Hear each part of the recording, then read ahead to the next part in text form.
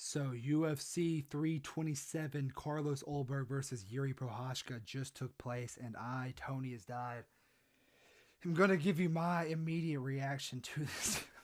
Fuck, dude, I can't believe it. Jiri Prochazka is fucking dead, bro. Dude, I still can't fucking believe it, man. He had it in the bag, bro. He had it in the fucking palm of his hand. You cannot write the fucking script any worse than this. Carlos Ulberg. Jiri is tearing him up with leg kicks. He's blitzing in, avoiding the big fucking check hook of Ulberg. He's doing so perfect. He's destroying Ulberg.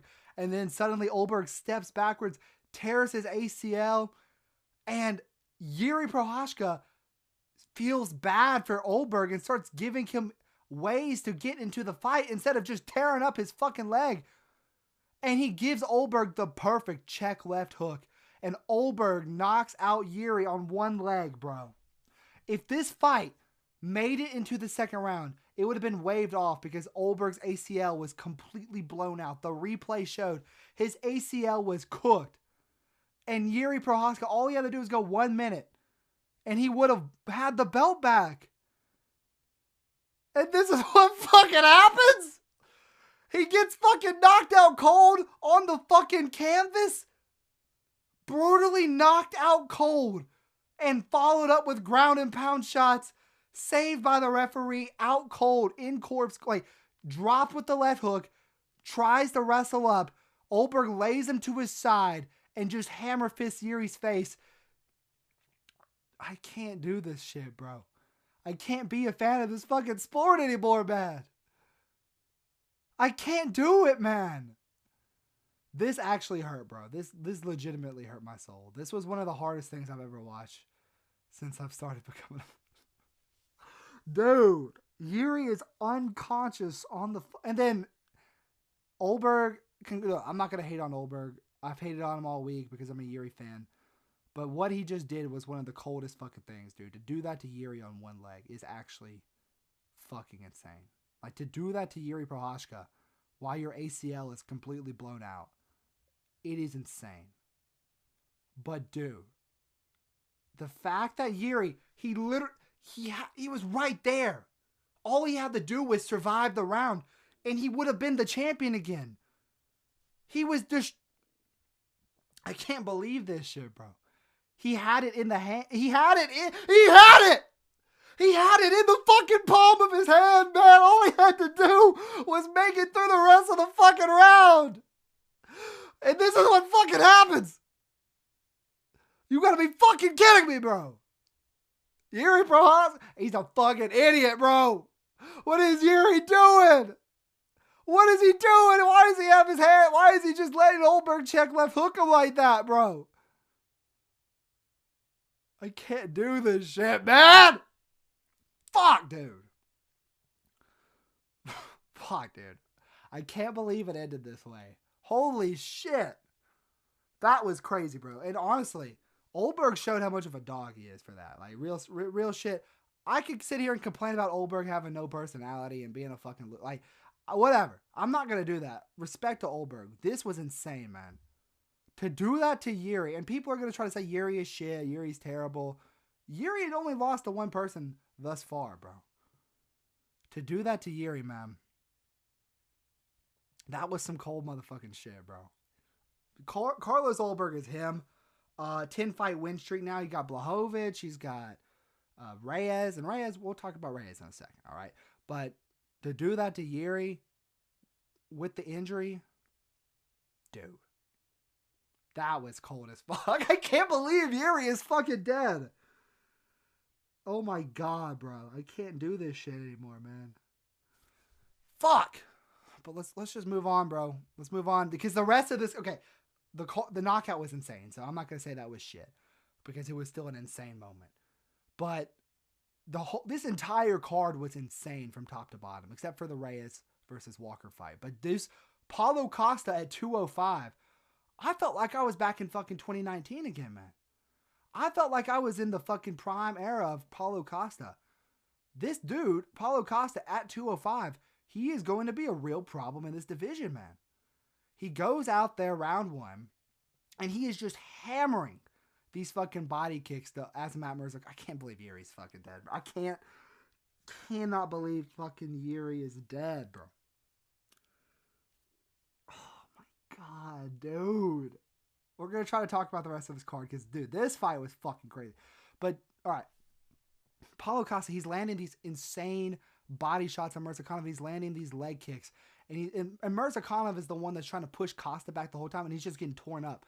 Round 2, Azamat wins round 2 by pushing Costa back, and he actually starts landing like leg kicks on Costa. He's landing his jab effectively. He's blitzing in, and he's doing like what Robert Whitaker did to Costa and just landing good shots and clinching up and doing good that way. He was landing some good knees in the clinch as well. But then in round 3, Costa throws this like body kick, kind of like shrinks Azamat up, and then he throws a head kick right afterwards, and Azamat tries to block it, and it looks like Azamat just breaks his arm completely.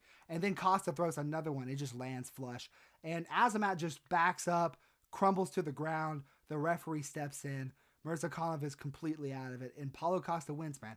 I'm excited for Costa going forward because at 185, he was just another bottom feeder kind of guy at the bottom of the division who, dude, lost to fucking Marvin Vettori. Like, Costa was just cutting too much weight, I think. Because at 205, he has power. Now, there were some cardio issues, but he locked in round 3 after he got that burst of energy on the fucking seat, I guess. But, dude, Paulo Costa at 205 is going to be a real problem in this fucking... I can't believe he's fucking dead! He's fucking dead! He's dead! No! I can't believe it. I'm not crying. I've just got a sniffly nose, bro. Fuck, dude. Jiri is such an idiot. What are you doing? Why are you doing this to me, man? Fuck. Dude, let's talk about... Okay, I gotta lock in. Because this entire card... We actually have shit to talk about. Can you believe... Dude. Hokit versus... I swear on my life... This was the greatest fight that I have ever seen. Dude. Josh Hokit versus Curtis Blades. This was the greatest fight that I have ever seen. How long has it been since you've seen a heavyweight fight in the top 5 that has not just been a complete snooze fest or boring fest, bro? Dude. Josh Hokit went out there. They're doing the face-offs. Josh Hokit flips off Curtis Blades. He goes out there, and he's just so much faster than Curtis Blades.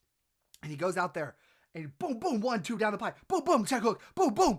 And he rocks Curtis Blades badly and starts teeing off on Curtis Blades. It looks like the finish is coming any minute. But then Josh Hokit starts to gas himself out. Curtis Blades works his way back into the fight. Boom, boom, boom, boom. He starts teeing off on Josh Hokit. I did not think that 265-pound Curtis Blades could throw a 40-punch combination. He does it. To Hokit against the fence, has Hokit hurt. Hokit survives. He's throwing back while Blades is throwing on him. Rocks Blades again. I think Blades wins round 1. Round 2, dude, at the beginning of every one of these rounds, Hokit just had his burst of energy, and he was just so much faster than Blades at the beginning of these rounds. And he would just boom, boom, and club Blades. Had Blades jelly leg and had Blades backing up. But then Hokit would gas himself out, and then he would just flip off Blades in the middle of the fight. And just keep swinging. Boom, boom. And then Blades would work. Like the momentum shifts in this fight. They were just going back and forth and swinging for the fucking fences. Round 3. This is the round that Hokit does his best work. And Blades has completely gassed himself out at this point. Hokit is just teeing off. And like Hokit would basically throw like these 7-punch combinations of like pure speed and blitz. And Blades actually outstruck Hokit in this fight on volume. But anytime that Josh Hokit was winning this fight, he was just landing harder and rocking Blades, dropping Blades, jelly legging Blades. What we've learned from this fight, Josh Hokit is going to be a real problem in this division. He's going to be a lot faster than basically everybody except for Cyril Gane and Tom Aspinall. So he's going to be a lot faster. He didn't even use his wrestling in this fight at all. Blades was the one. And big respect to Blades and Hokit because I see a lot of people glazing Hokit, and I am one of the people because I picked Hokit and I knew he was going to do good in this fight. Blades came to bang as well, man. And he didn't let the fucking trash talk of Hokit get to him. He was in this fight the whole time. Hokit was flipping him off, going crazy. And, dude, this fight was, this was by far, let me just emphasize this, the best heavyweight fight that I've ever watched live, and I watched Stephen Asplin versus Sean Sheriff. This was one of the best fights that I've ever. This is fight of the year. I can't see anything. They were literally just like fucking clubbing and banging on each other like fucking Thrag and Battle Beast, bro. They were just going out there and fucking swinging to the fences like crazy. So, dude, this was an insane pace that was set by the heavyweights. And I'm excited for Hackett going forward, man. And this is what any UFC fighter needs to learn. If you talk shit, you're going to get pushed. Because now Hackett's on the fucking White House card in his 4th fight in the UFC. I don't know if he's going to be healed by them, but Donald Trump was at the event and basically said, where's Derek Lewis at? Why is he not on the White House card? And it seems like this is the fight that they're making, Derek Lewis versus Hackett. If Hackett is completely healed up, he will destroy Derek Lewis. Okay? But yeah, dude, talking shit to your opponent, being a personality, being entertaining, getting clicks, getting views, that's arguably more important than the fight itself. So I hope all UFC fighters can learn from this. Dude, what a fucking banger, man. Big respect to both guys. Then we had this about. We'll talk about this briefly. I honestly scored the first 2 rounds to Walker live, and then I kind of saw some highlights of Reyes in round 2, and I kind of determined that Reyes won the fight. So I agree with the decision. That's the first thing I'll say. The reason that this fight was so horrible is because they were both counter punchers, and fucking Jiri, bro. I can't do this shit, man. Jiri is fucking dead, man. Fuck, dude. I cannot believe this shit. But dude, Reyes versus Walker was ass. Walker clearly wins round 1. Reyes clearly wins round 3. Round 2 could have gone either way. You either score the leg kicks of Walker or you score the 2 head kicks of Reyes that barely land. Pick your poison, but this was a horrible fight. And the fact that they got followed up by this, and this is insane. But this fight, Reyes versus Walker, will go down as just a footnote on the career of both guys. Because they really both didn't do anything. This was more of a non-fight. If there could have been a unanimous loser, I think that's what would have happened. But yeah. Then we had Nate Landwehr versus Cub Swanson. Dude, I'm honestly kind of disappointed that Cub Swanson's retired, man. He looks just as good as anybody in this fucking division. He just slimed out Nate the Train. Nate the Train gives hard fights to people, man. Nate the Train, okay, not really, but I'm saying that's what a ranked level fighter would do to Nate the Train. He literally dropped Nate the Train like 6 times and just stood over him. Nate the Train kind of pops up and starts wrestling Herb Dean, has no idea where he is. Cub Swanson gets his Hollywood send-off retirement, man. What a great career for Cub Swanson. Wins over Dustin Poirier, wins like former champ. Well, no, he wasn't, but beat fucking Charles Oliveira. Cub Swanson was a dog back in the day, man. WEC forever. And this is a great way to end your career.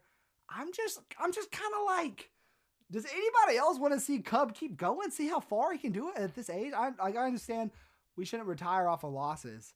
And if you can retire on top, do it. But like, dude, you're making millions of dollars. You gotta, like, if Cub Swanson's doing this to everybody, why not keep him in? But dude, great performance from Cub Swanson. Nate Landwehr, yeah, I don't even know, man. But I always remember that Doohoo Choi fight. I rewatched it. What a big respect to Cub Swanson. I can't. I'm trying to focus on the breakdown, bro, but I just can't, man.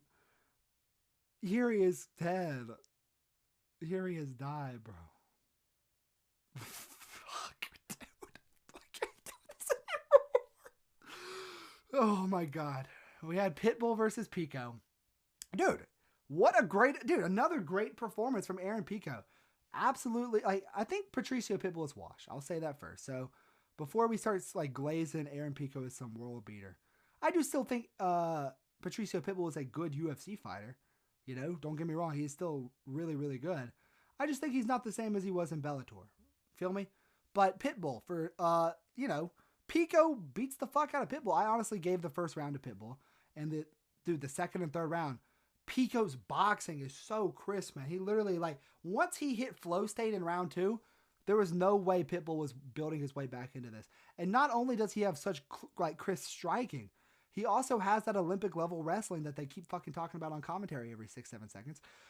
That, you know, Aaron Pico has a dual threat, and his hands are nasty. He has crazy power in his hands. When he dropped Pitbull, it was crazy. So, patient Pitbull is going to be a real threat in this division going forward. I'm excited to see what he can conjure up in the future.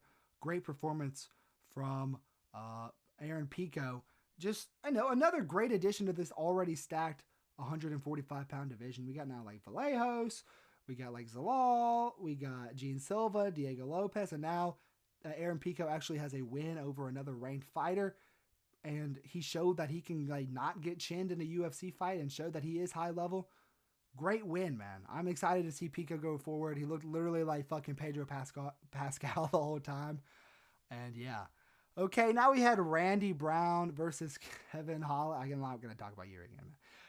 Kevin Holland versus Randy Brown. Randy Brown kind of gave up in round 3. He just was trying to survive against Holland, who just out-damaged him in the clinch. Like, Randy Brown was, like, clinching at the end of the fight, literally just hugging the cage. Holland was just slapping him and bitching him. Holland wrapped up the, I think this is the darks that he tried to get at one point in the fight.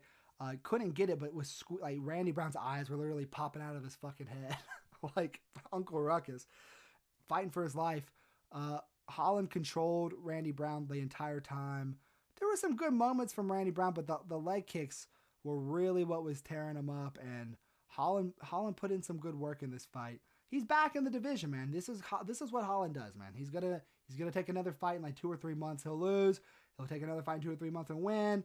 He'll lose again. He'll lose again and win. This is Holland, man. I'm glad to see Holland is back. He's taken an unusually long break, and yeah, Holland is back. Good for him. Then we had this was my dumb pick of the card. There's always one, and this was gonna go one of two ways. Either Ribovic was going to step the takedowns and destroy Gamrot, or Gamrot was going to break Ribovic and then finish him. But, well, maybe Gamrot would have went to a decision, but he would have won if he took him down. And the moment the fight started, I knew I was fucking cooked on my pick. Gamrot destroys Ribovic, shows levels in this division. And it really just kind of disappoints me because, like, what else is there at 155, man? You have, like, Kill and Sal killed. You got, like, Fares Ziam. And you got Chris Padilla, and like those are the only 3 prospects that I can really think of now that Ribovic has been fraud checked. And we will say fraud checked because he got destroyed by Gamrot. Literally taken down at will, got his bag taken. Then Gamrot got this, I think it was a head and arm choke that he got, and he subbed Ribovic out. And yeah, another hard night in the office for Ribovic. And I will say this, man, I'm not a big fan of Gamrot. Before the finish, this was boring. I understand that he got the finish, so it's entertaining now, but if he doesn't get the finish, it's going to be like the Klein fight. It's going to be him laying on top and doing nothing unless he gets the finish. So I'm not going to hate on Gamrot because he got a good win, but I literally just did. But good win for Gamrot. Fraud checks another lightweight contender. We had Suarez versus Lupi Godinez. Look, this is what we learned is if anyone can stuff Suarez's takedowns, they will beat her. She cannot strike. She looks just like Patchy Mix when she's striking. But on the ground, she slices through most of the girls in this division unless your name is Zhang Wei Li. And I think Mackenzie Dern would probably beat Suarez as well. But the point I'm really trying to make here is Suarez put up a really, really impressive performance once she got this fight to the ground and just controlled Lupi Godinez, got her back and put the rear naked choke in. Great win from her. Then we had Padilla versus, this was weird, bro. This one was a weird one. We had Chris Padilla, Markel Medeiros. I don't know if this was another fuck up from Bruce Buffer, because I think that Padilla definitely should have won. I don't understand how these judges scored the fight for Markel Medeiros and then the point got deducted and it's got scored a draw. I don't understand how this is possible. Chris Padilla was pushing Markel Medeiros on the back foot. He was in this Muay Thai stance. He was throwing these like kind of like chopping elbows. He was like just cracking Markel Medeiros. Obviously, Medeiros landed some good counter shots, but for the most part, this fight was all Padilla pushing him back. This arguably could have been a 30-26. And for the decision to get reversed to a draw, like if there was no point deduction, then it literally would have been a win for Markel Medeiros, who I thought lost every single round of this fight. So pretty odd decision making from the judges here. I don't know if it was Bruce Buffer reading the card wrong or if the judges just like were like, actually I meant to score it this way.